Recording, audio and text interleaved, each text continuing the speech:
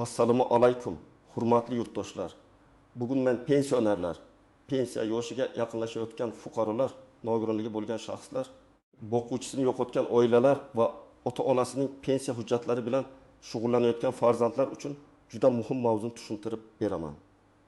Gap prezident tomonidan imzolangan va amaliyotda pensionerlarning puliga, imtiyoziga, qayta hisob kitobiga, hujjatlariga ta'sir qiladigan 6 ta muhim qoida haqida ketadi. Bu ma'lumotni 25 avgustgacha albatta ko'rib chiqing, chunki ko'p odamlar o'ziga tegishli pulni bilmagani uchun olmay qoladi. Ayrimlar esa hujjatdagi bitta xato sabab yillar davomida kam pensiya oladi. Men bugun murakkab yuridik tilda emas, oddiy xalq tushunadigan qilib aytaman. Kimga nima tegishli, kim xavotir olishi kerak? Kimning hujjati joyida bo'lsa, ortiqcha yugurishi shart emas. Qayerga borish kerak? Qanday hujjat tayyorlash kerak? Videoni oxirigacha ko'ring. Hozirning o'zida kanalga obuna bo'ling, like bosing. Chunki bu kabi yangiliklarni vaqtda bilish ko'pincha oilangiz byudjetini saqlab qoladi. Avval ko'pchilikda bir xil muammo bor edi. Odam pensiyaga chiqadi, unga pensiya tayinlanadi. Keyin shu bo'ldi. Endi hech narsa o'zgarmaydi deb o'ylaydi. Aslida esa bunday emas. Pensiya miqdori, ish staji, ish haqi arxiv ma'lumotlari, imtiyozli davrlar, nogironlik guruhi qaramog'idagi shaxslar ustama kompensatsiyalarga bog'liq. Agar shu ma'lumotlardan bittasi noto'g'ri kiritilgan bo'lsa, pensioner har oy 100 ming, 100 ming, ba'zan 300-400 ming so'mgacha kam olishi mumkin. Oldin ko'p jarayonlar qog'ozda bo'lgan, mehnat daftarchasi yo'qolgan bo'lsa bo'lgan. Odam arxivma-arxiv yurgan. Korxona tugatilgan bo'lsa, ma'lumot topish qiyin bo'lgan. Pensioner bank kartasi, yashash manzili, nogironlik hujjati yoki boquvchisini yo'qotganlik bo'yicha hujjatlarni yangilashni unutsa. To'lov kechikkan. Ayrimlar davlat o'zi biladi deb kutgan.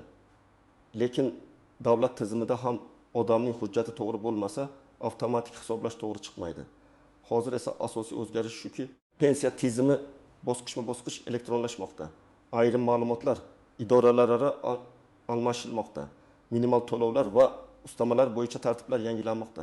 Ishlayotgan pensionerlar, nogironligi bo'lgan shaxslar, yolg'iz keksalar, boquvchisini yo'qotgan oilalar bo'yicha alohida yondashuv kuchaymoqda.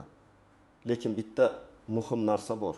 Tizim elektron bo'lgani bilan eski davrdagi ish staji, arxivdagi ish haqi, familiya o'zgarishi, korxona nomi o'zgarishi kabi ma'lumotlar ba'zan o'z-o'zidan to'liq chiqmaydi. Shuning uchun men bugun har bir qoida bo'yicha nimalarni tekshirish kerakligini aytaman. Eng avvalo har bir pensioner bilishi kerak. Agar sizning ish stajingiz, ish haqi haqidagi ma'lumotingiz yoki imtiyozli davringiz keyinroq tasdiqlansa, pensiyani qayta hisoblatish huquqingiz bor. Bu juda muhim. Ko'p odamlar pensiyaga chiqayotganda hamma hujjatini topa olmaydi. Masalan, 1995-1992 yillarda zavodda ishlagan, lekin zavod yopilgan. Mehnat daftarchasida yozuv bor, ammo ish haqi haqida ma'lumot yo'q. Shunda pensiya kamroq hisoblangan bo'lishi mumkin. Keyin arxivdan o'sha yillardagi oylik ma'lumoti topilsa, pensioner qayta hisoblashni so'rashi mumkin. Oddiy misol keltiraman. Toshkent viloyatida yashovchi bir ota 3000 yil ishlagan, lekin pensiyaga chiqishda 24 yil staj tasdiqlangan. Chunki 6 yil ishlagan korxona hujjati topilmagan. Natijada pensiyasi deylik 20.220 ming so'm chiqqan. Keyin farzandi arxivdan ma'lumot topib berdi. 6 yil qo'shildi. Ish haqi ham tasdiqlandi. Qayta hisoblashdan keyin pensiya 1.1 ming so'mga ko'tarilishi mumkin. Bu har oy 2.4 ming so'm farq degani. Bir yilda 2.760 ming so'm. Ko'ryapsizmi? Bitta hujjat oilaning haqiqiy daromadiga ta'sir qiladi.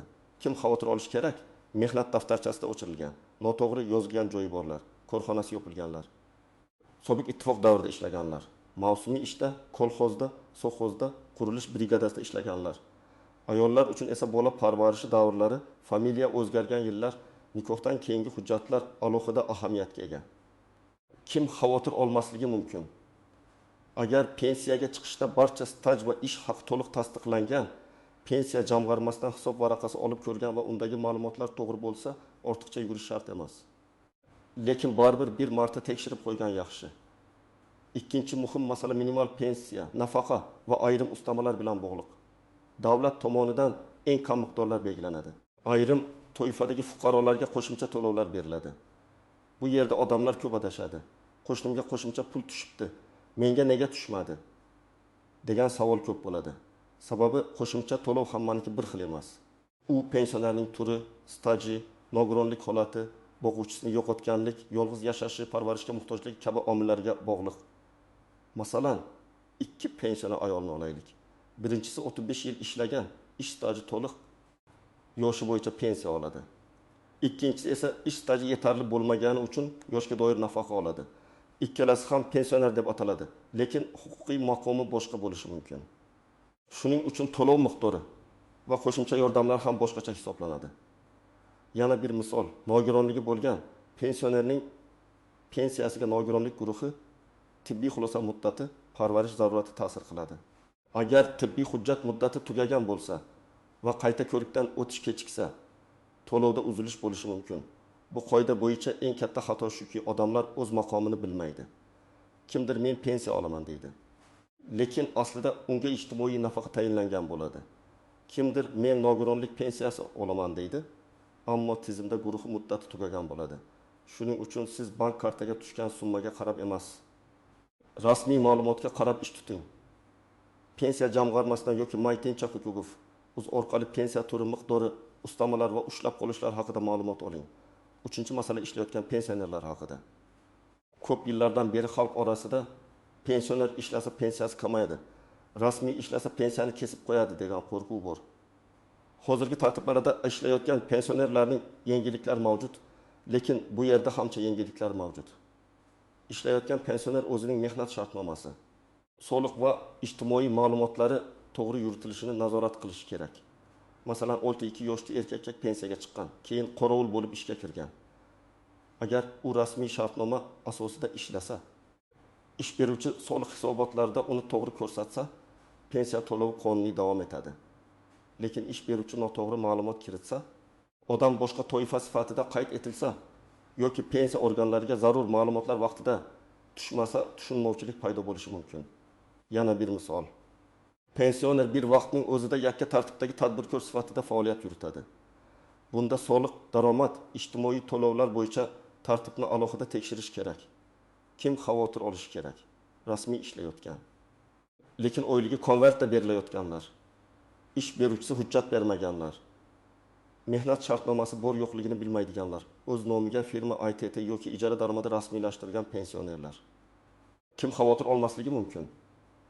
Agar siz ishlamayotgan bo'lsangiz, pensiyangiz odatdagi tartibda tushayotgan bo'lsa, bank kartangiz faol bo'lsa va hujjatlaringizda muammo bo'lmasa, bu qoidada katta xavf yo'q.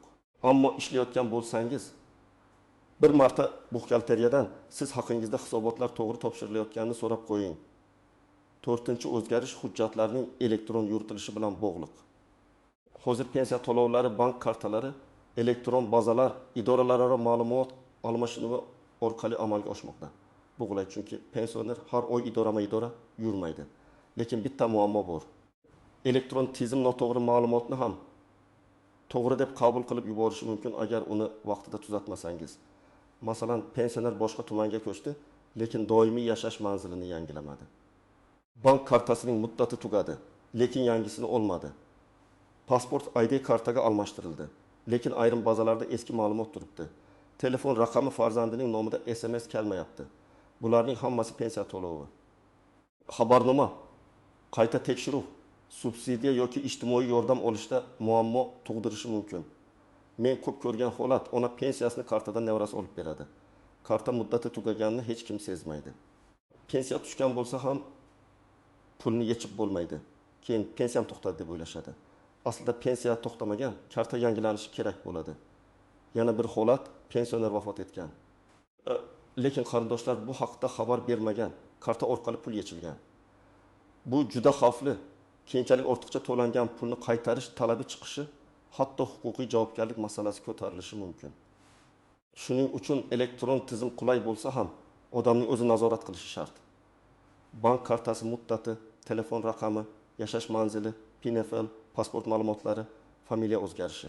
Vafot etgan oila a'zosi bo'yicha hujjatlar vaqtida yangilanishi kerak. 5-muhim yo'nalish nogironligi bo'lgan shaxslar, boquvchisini yo'qotgan oilalar va parvarishga muhtoj keksalar bilan bog'liq.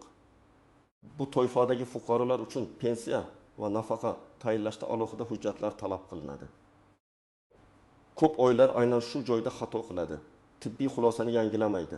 Bola o'qiyotganini tasdiqlovchi ma'lumotnomani bermaydi. O'quvchining ish stajini to'liq yig'maydi. Masalan, ota vafot etdi.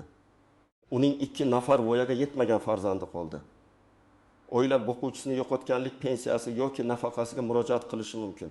Lekin buning uchun vafot etganlik guvohnomasi, bolalarning tug'ilganlik guvohnomasi, nikoh guvohnomasi, marhumning ish staji va daromadiga oid ma'lumotlar kerak bo'ladi. Agar marhum norasmiy ishlagan bo'lsa, staj tasdiqlash qiyinlashadi. Agar rasmiy ishlagan bo'lsa, hisob-kitob ancha aniq bo'ladi. Yana bir misol. Ominbeki yoshdan oshgan farzand kunduzgi ta'limda o'qiyapti. Ayrim hollarda o'quvchisini yo'qotganlik to'lovi davom etishi uchun o'qish joyidan ma'lumotnoma kerak bo'ladi. Oila buni vaqtida topshirmasa, to'lov to'xtashi yoki kechikishi mumkin. Nogironlik bo'yicha esa tibbiy ijtimoiy ekspertiza xulosasi muhim. Agar nogironlik muddatsiz belgilangan bo'lsa, boshqa masala. Agar muddatli bo'lsa, qayta ko'rik sanasini o'tkazib yubormaslik kerak. Parvarishga muhtoj yolg'iz keksalar masalasida ham mahalla, ijtimoiy xodim, tibbiyot muassasasi va tegishli organlar bilan bog'lanish zarur. Chunki ayrim yordamlar faqat pensiya organi orqali emas, balki ijtimoiy himoya tizimi orqali belgilanadi.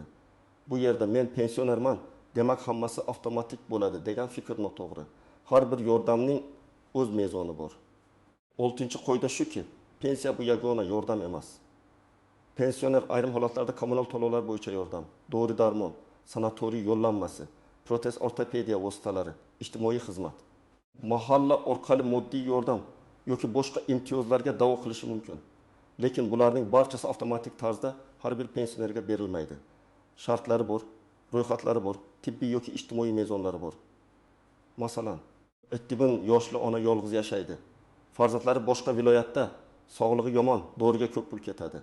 U faqat pensiya olib o'tirsa qiynaladi. Lekin u mahalladagi ijtimoiy xodimga murojaat qilib, holatini o'rganishni so'rashi, tibbiy hujjatlarini ko'rsatishi, moddiy yordam yoki ijtimoiy xizmatlar masalasini ko'tarishi mumkin. Boshqa misol, nogironligi bo'lgan pensionerga aravacha eshitish moslamasi yoki boshqa reabilitatsiya vositasi kerak. Bu ham alohida tartibda ko'rib chiqiladi. Bu qoida bo'yicha eng katta tuzoq. Odamlar menga hech kim aytmadi deb kutib o'tiradi. Davlat tizimi bor, lekin murojaat ham kerak.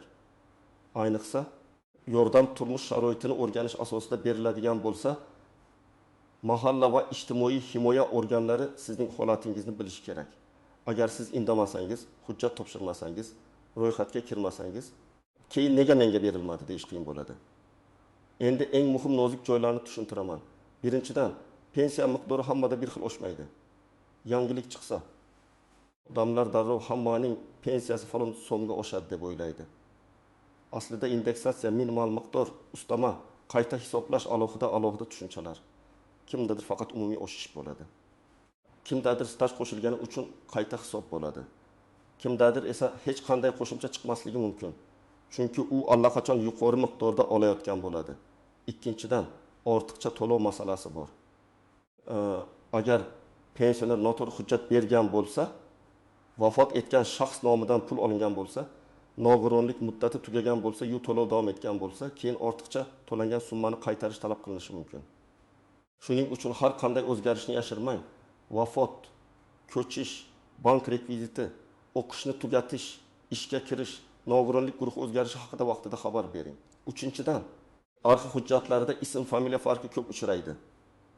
Masalan, pasportda Abdullayeva, arxivda Abdullayeva, mehnat daftarchasida Abdullayeva Emid deb yozilgan bo'lishi mumkin. Bu mayda ko'ringani bilan stajni tasdiqlashda muammo qiladi. Bunday holatda arxiv ma'lumotnomasi, nikoh guvohnomasi, familiya o'zgarganini tasdiqlovchi hujjat, ba'zan sud orqali faktni belgilash talab qilinishi mumkin. 4-dan, norasmiy ish staji ko'pincha pensiyaga kirmaydi. Men 20 yil ustachilik qildim. Men bozorda savdo qildim. Men fermerda ishladim, lekin hujjat bo'lmagan deyishning o'zi yetmaydi. Pensiya tizimi hujjatga qaraydi. Shuning uchun pensiya yoshiga hali yetmaganlar ham bugundan boshlab rasmiy ishlash, soliq va ijtimoiy to'lovlarni to'g'ri yuritish haqida o'ylash kerak. 5-dan 25 avgustgacha degan chaqiriqni men shunday tushuntiraman. Bu sanani kutib o'tirmang. Shu muddat ichida o'z hujjatlaringizni tekshirib chiqing. Agar hududingizda qayta ro'yxat, ma'lumotlarni yangilash, ijtimoiy yordam bo'yicha ariza qabul qilish yoki arxiv hujjatlarni topshirish jarayoni bo'lsa, kech qolmang.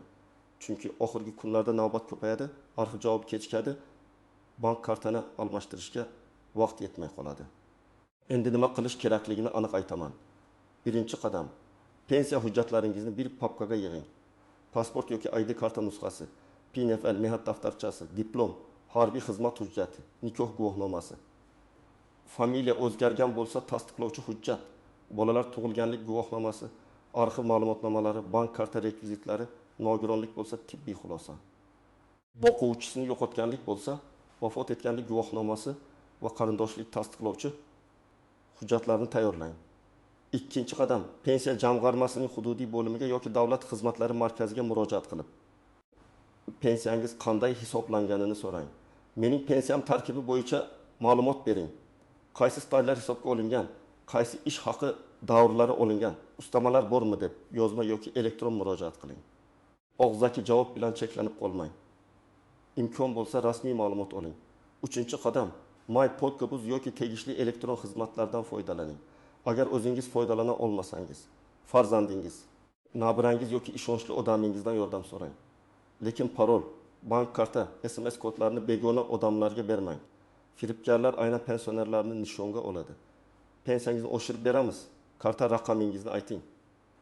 SMS kodni ayting desa, darhol rad eting. Hech bir rasmiy idorada sizdan SMS kod so'ramaydi.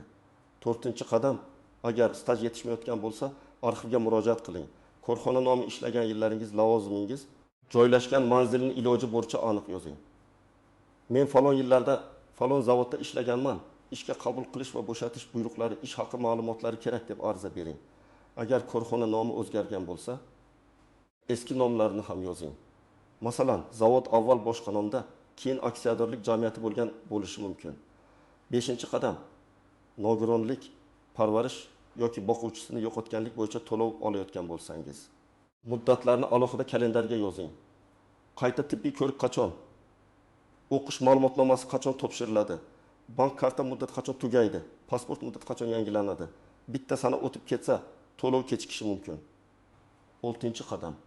Agar pensiya kam hisoblangan deb o'ylasangiz, shunchaki shikoyat qilmang, dalil bilan murojaat qiling. Arizangizda mening 1994 yillardagi ish stajim hisobga olinmagan deb hisoblayman, ilova qilinadi.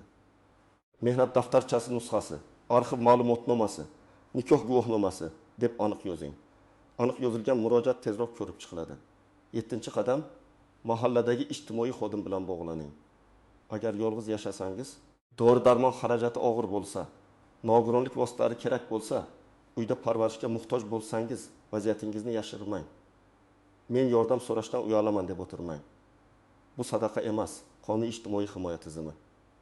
Hurmatli yurtdoshlar, bugun men pensionerlar uchun eng muhim 6 yo'nalishni tushuntirdim. Pensiyani qayta hisoblash, minimal to'lovlar va ustamalar, ishlayotgan pensionerlar masalasi, elektron tizim va bank kartalari, nogironlik hamda boquvchisini yo'qotganlik hujjatlari, shuningdek imtiyozlar va ijtimoiy yordamlar. Eng asosiy xulosa shuki, pensiya masalasida kutib o'tirmang. Hujjatlaringizni tekshiring, rasmiy ma'lumot oling. Arxiv hujjatlarini yig'ing va 25 avgustgacha o'zingizga tegishli huquqlar bilan tanishib chiqing. Agar sizda pensiyam kam hisoblangan bo'lishi mumkin, stajim to'liq kirmagan, onam yoki otamga qanday yordam olish mumkin degan savol bo'lsa, izohlarda yozing. Qaysi viloyat yoki tuman ekaningizni ham yozsangiz, keyingi videolarda aynan shu muammolar bo'yicha batafsil tushuntiraman. Videoni foydali deb bilsangiz, albatta like bosing, yaqinlaringizga yuboring va kanalga obuna bo'ling. Chunki pensionerlarning haq-huquqini vaqtida bilish ko'pincha ularning har oy oladigan puli va oilasining tinchligiga bevosita ta'sir qiladi.